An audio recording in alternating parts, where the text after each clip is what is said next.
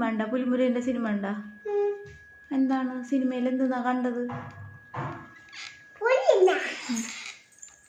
പുലി അതിലാരാ ഉള്ളത്?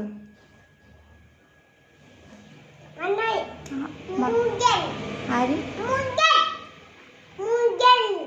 ആ സിനിമയിൽ ആരാണ് ഉള്ളത്? മോഹൻലാലാ?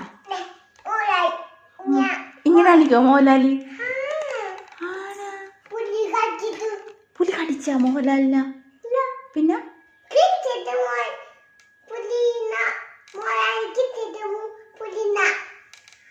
എന്താണ്